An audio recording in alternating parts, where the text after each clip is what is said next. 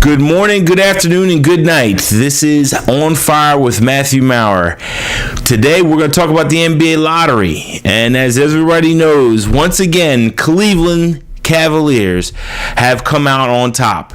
The draft order goes as follows. The top three: Cleveland, Milwaukee, and Philadelphia, followed by Orlando, Utah, Boston, LA, Sacramento, Charlotte, Philadelphia, Denver, Orlando, Minnesota, and finally with Phoenix at 14.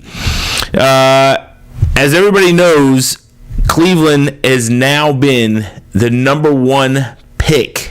Has now had, should I say, the number one pick in 3 out of 4 years of the NBA draft lottery, which no doubt will have many conspiracy theorists buzzing once again. And once again, we're left with this same conversation piece. You know, I go out on Twitter, I go out on Facebook, and there's a lot of people who, let's be honest, are irritated with the process. And I see a lot of guys on ESPN and Basketball Insiders and CBS and Fox News who love to chastise and rip the conspiracy theorists. And I'm not totally against that idea. But I think what needs to happen with the NBA, you shouldn't have CBS, ESPN, the Basketball Insiders, the Akron Beacon journalist defend the process. Why leave yourself open to the knock on your product? The NBA is a product, and as a whole, collectively or separately, people have questioned the process. I mean, no matter what the NBA says, when you go off into a back room and you give a team like the Cleveland Cavaliers the number one pick again, you're going to have people that are going to say this is the LeBron James karma. I mean, Bill Simmons even as much lamented, as soon as they showed his reaction after the lottery was held. Even he said the same thing. And guess what, guys? He's not alone in this thinking. There's a lot of people out there who think the NBA is doing this as a way to make up for what happened to the Cleveland Cavaliers when they lost LeBron James. Right or wrong, true or false, fake or real, hoax or not, the point is the NBA has an image issue. And the image issue is one that I don't quite understand, because they can fix this. Let the process in. Let the audience into the process. Stop going into a back room with some auditor that you pay to say that everything is on the up and up and all the policies and procedures are good, and then you have this security guard that works for the NBA act like he's gonna avoid tampering happening. And again, I'm not a conspiracy theorist. I just say if you have an image problem with your product, as the person who is supplying the product, you owe it to yourself and to your fans to then take a look at what you're not doing and making changes. And to me, it is absolutely crazy how the NBA will not do this publicly. Do it publicly. We don't have these questions in the NFL. We don't have these questions in the Major League Baseball. We don't have these questions in the NHL. This is the only sports draft we have in North America where there's always hints of conspiracy. And how could there not be? You're putting yourself in a back room and you're drawing an order that people question. And then people say, well, that's ridiculous. Listen, I agree. I happen to think it is a little ridiculous that there are people out there that believe that the NBA is fixing the draft order. However, the NBA can end this by just simply doing it publicly.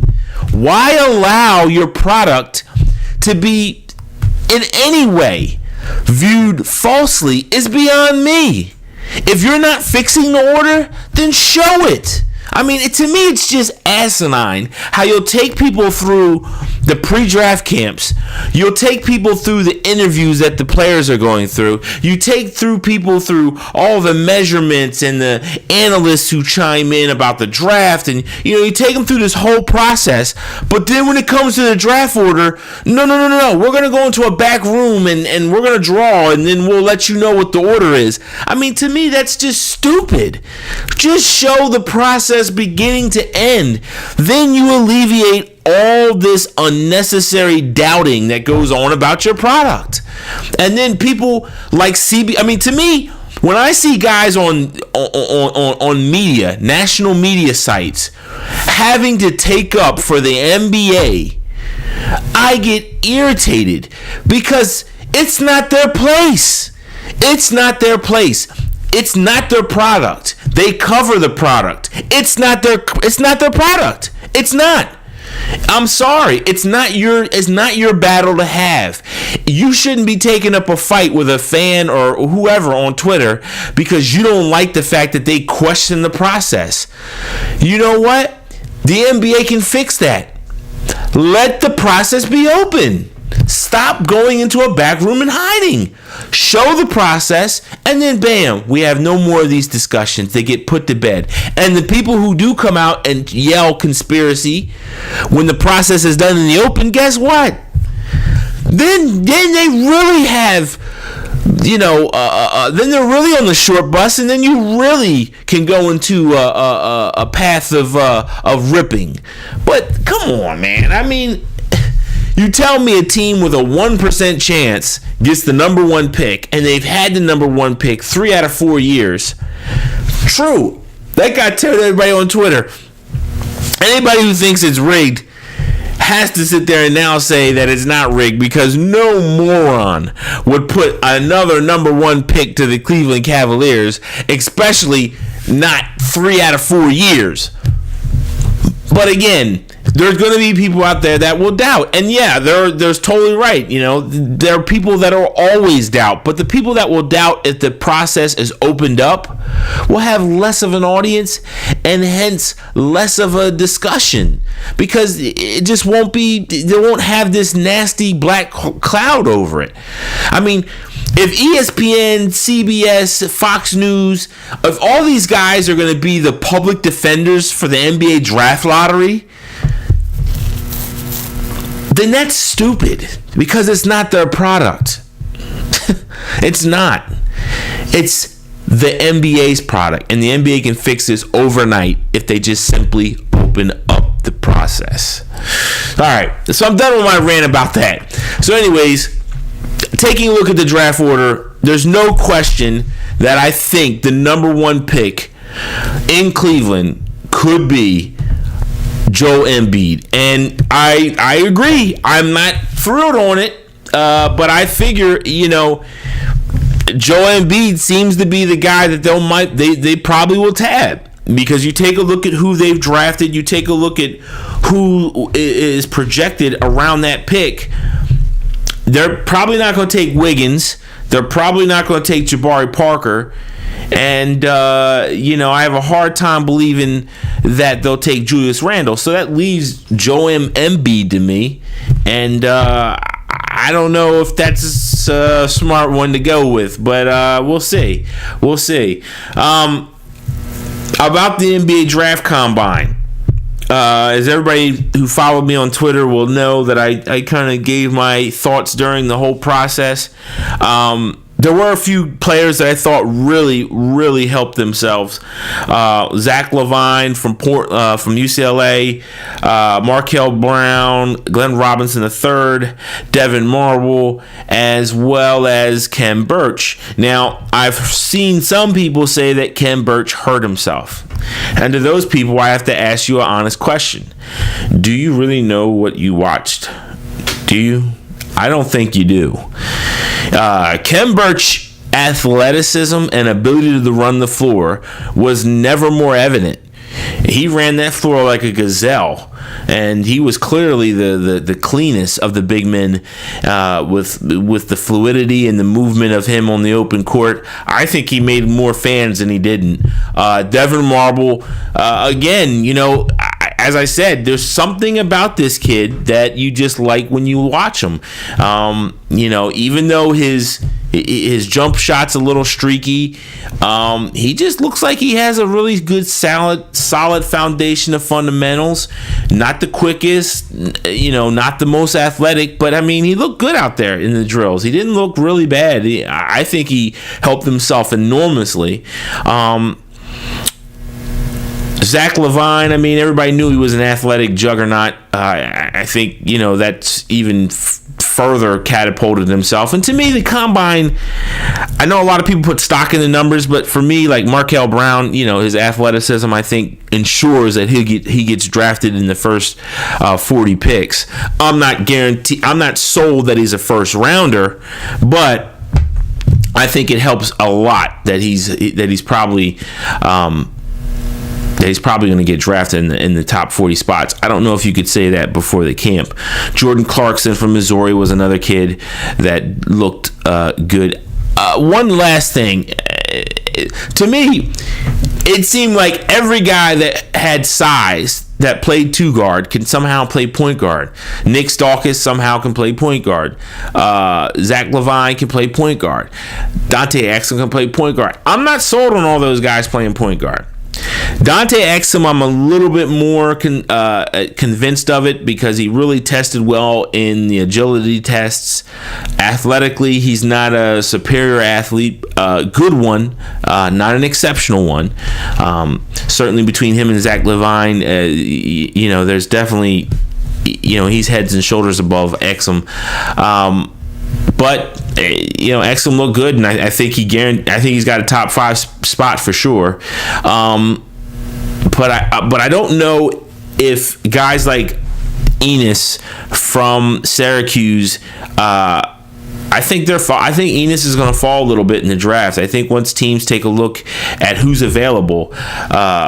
I love the kid Peyton from Louisiana Lafayette. I think he's my number. Right now, he's my number 2 point guard behind Marcus Smart. I don't know if he goes in the lottery because I think some teams it's going to be a risky pick to take him in the lottery due to the small school setting. However, Damian Lillard did go in the top 10, but Peyton's not the same athlete as Lillard, and I think he'll fall a little bit. Maybe to 16, 18 is when you start to see Peyton get off the board. Over and all, it was a good camp. Really enjoyed watching the prospects. If there is one thing that the NBA can fix, and that is, I believe it's time for a third round. And I know, in the current collective bargaining agreement they have, that's not going to happen. But I do think a third round at this point makes sense. And the reason why I say that is, with the NBA having more and more younger players, I think it makes logical sense to start to have a third round. Maybe the third round is more for project players, foreign players, giving players the ability to get drafted and then move into the NBDL. I just think it's that time, because whether the NBA wants to admit this or not, it's a young man's game in the NBA. And for a lot of people, they'll say, oh, but Matt, the product is getting terrible because the players are getting younger. And I'm not totally disagreeing with that. I'm disagreeing with the assertion, though, that because of early entry, the product has gotten worse.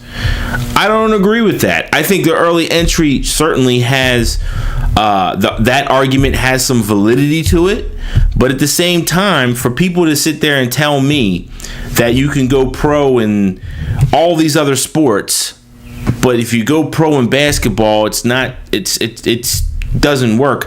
I don't agree with that.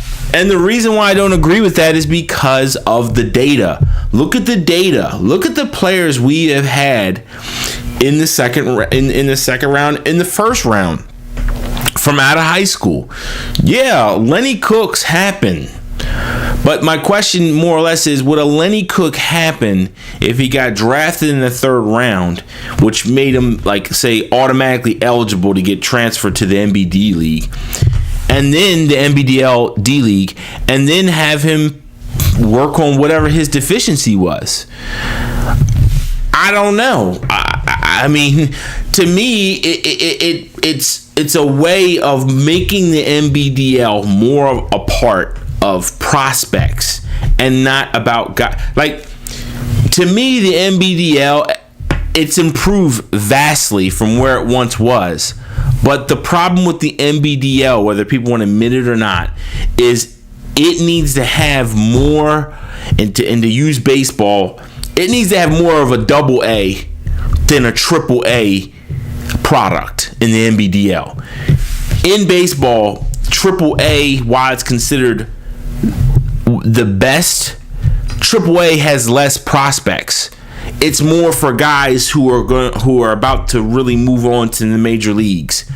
Double A is where all the prospects basically converge at once and all the top talent plays each other. Then when teams are ready to start to slowly option them into the majors, they use the triple A as, and also they use triple A as a rehab. I totally believe it would be better if the NBA and the NBDL came together and had more of a double A philosophy when it came to prospects. To me, a guy who's a 28, 29-year-old ball player that's had a couple cups of coffee in the NBA, to me, that's not the player the NBDL should be looking to add.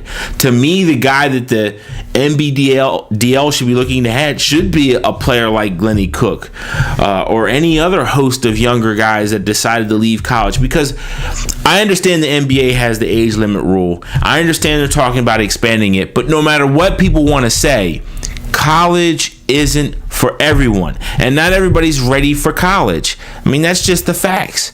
You have a gentleman, like Nervous Pele or Aquil Carr, who came fresh out of high school. Here's a guy who, is young, has talent.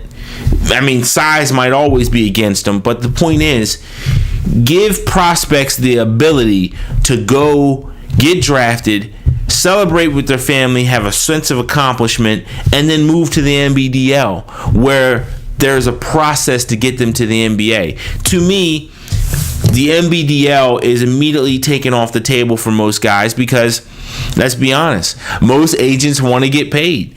They're going to get 10% on that foreign contract than they will with an NBA contract. I mean, NBA contract, I think, is 3%.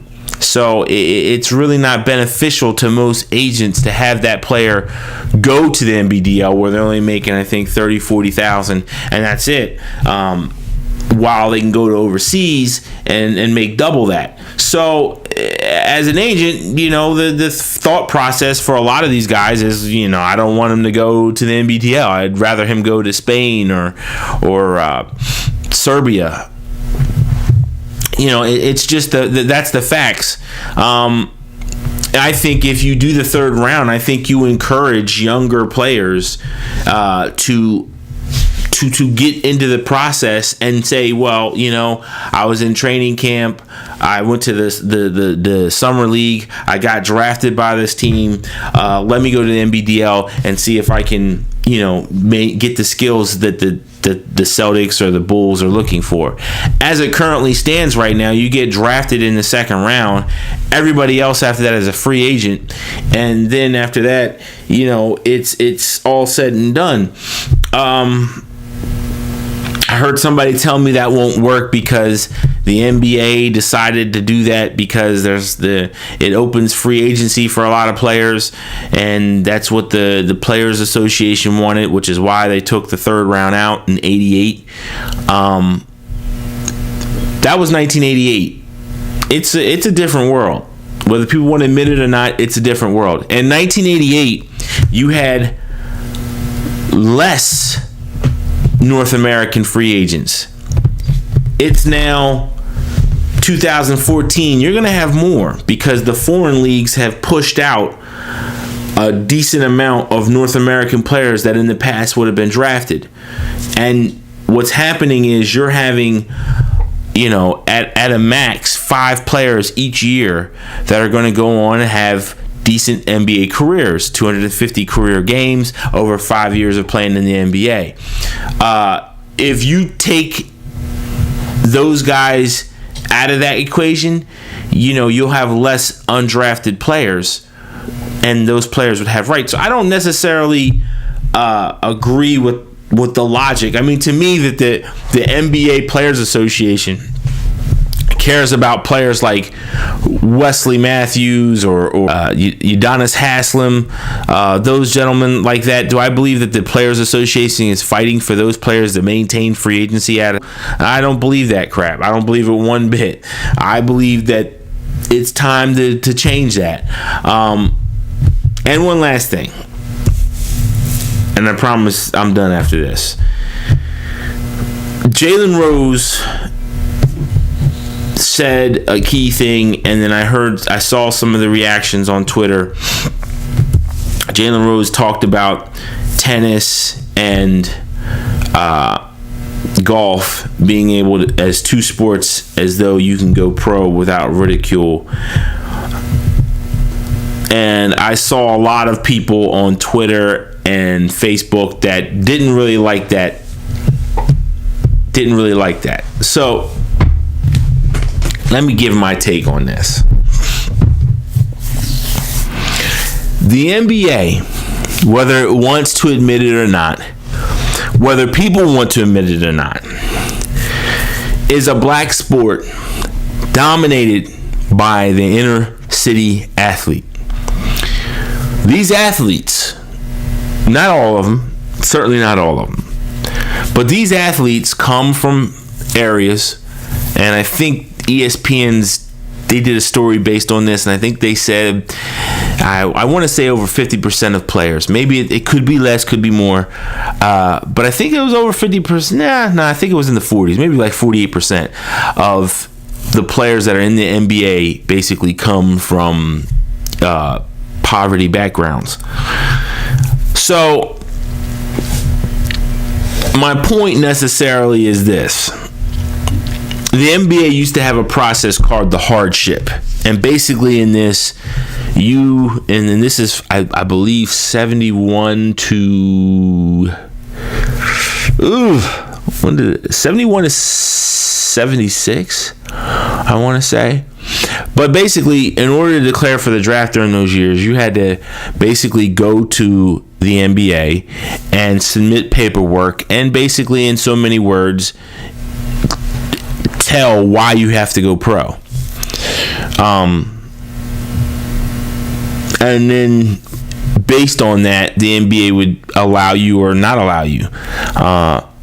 They abandoned that practice, like I said, I believe in 76. I could be wrong by a couple years. But the point of it is you had to really have hard times, hence the word hardship. There are some players that are declaring for the NBA draft that don't have a need to declare for the NBA draft. They do so because they can. My opinion about it is, isn't this America? Isn't this the land of free choice? Whether people want to admit it or not, some of these guys are going to go pro when they shouldn't go pro. I mean, I remember a few years ago, ESPN ran a story on, I believe it was Arkansas Razorbacks, talking about, Nolan Richardson, and then adding on about how Scotty Thurman shouldn't have went pro. Scotty Thurman was a junior, okay?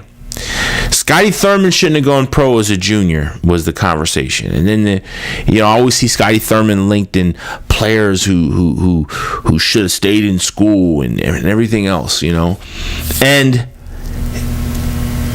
let me say that is absolutely bullshit. Okay? If you're in school and you're a junior and you don't have the goods already, it's a good chance you're never going to have the goods for the NBA. Sorry. That's how it works in the NBA. The NBA is a potential game. If you're at the ceiling of your potential, the NBA more than likely ain't going to want you.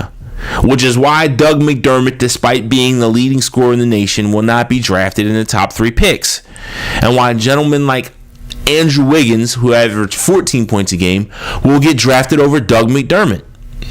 In the real world, that makes no sense. But this is not the real world. This is the NBA. Totally different rules. So, while I understand that people have a built-in irritation with guys going pro early, what people need to understand is, at the end of the day, why can't they go pro? You're telling me Andrew Wiggins should stay in school till he's a junior? You're telling me Jabari Parker should stay in school till he's a senior? I mean, that's the most obnoxious shit I've ever heard in my life. And yes, I don't agree with Jalen Rose sports that he talked about. But let me say this though. He is right about one thing. Those sports do not carry the same ridicule that you will get in a basketball sport. In basketball, you get criticized. You go pro early, you get ripped to shreds. You have people talk about everything under the sun but what they should talk about.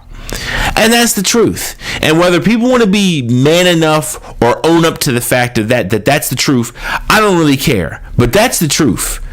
You have tons of questions that happen to you. And I've used this as an example before, and you can like it or don't like it. I really don't care. But you tell me what the difference between Dante Exum is.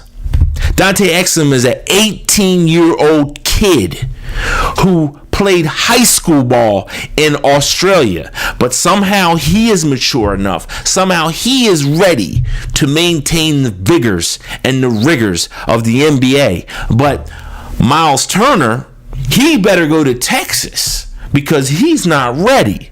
Somewhere down the line, we have to decide who are going to follow the rules and who's not. In the NBA, I'm going to say this. If you're in cahoots with the NCAA, stop it now. Because to me is the highest form of hypocrisy when you can have Andrew Wiggins or any freshman that declares out of the college ranks, but you'll take a foreign kid, same age, with no questions asked. To me is the highest form of hypocrisy. And let me tell you something, whether people want to be honest about this or not either too. The North American player dominates the NBA, and it's not even close. It dominates the NBA. International prospects share 20% of the league. Guess who shares the other half of more than half the league? It is North America, who owns 75%. It's more than this, probably 80% of the NBA landscape. And you're telling me if a kid plays high school ball in North America that he can't go pro, but Dante Exum can go pro? Get the hell out of here. That doesn't make any sense. And let me tell you something. Why people want to talk crap about these kids going pro, you tell me who Dante Exum played in Australia. I'll wait. You tell me who's in Australia that Dante Exum faced that's at the same caliber of player that Miles Turner faced. And I ain't talking about the little tournaments he played in. I'm talking about point blank. Whether people want to admit it or not, Miles Turner represents the 80% volume that is in the NBA. I don't care what anybody else says. The North American player makes up 80% of the NBA league. I don't care what Dante Exum did in Australia. And I don't think any NBA team does. But don't tell me that Andrew Wiggins, didn't look very good because he played like crap in the tournament, and Jabari Parker played like crap versus Mercer. Don't tell me all that bull crap, because listen, Dante Exum games weren't broadcast like that. He played basketball at Lake Genedera. Ginadera, I believe. Okay, that's a secondary school in Australia. I contacted this school. They don't even keep stats. Okay, they don't even keep stats, guys. But you're telling me, and usually when a foreign country, or should I say a foreign league, doesn't keep stats, it's because the basketball is a low-end priority within that division or in that country. So don't tell me how Dante Exum is the exception to the damn rule about 18-year-olds. Well, that's all the time we have today. Please subscribe and share. Drop us a line and email. Thanks again for taking the time out of your day, and I appreciate you guys listening. Talk to you soon.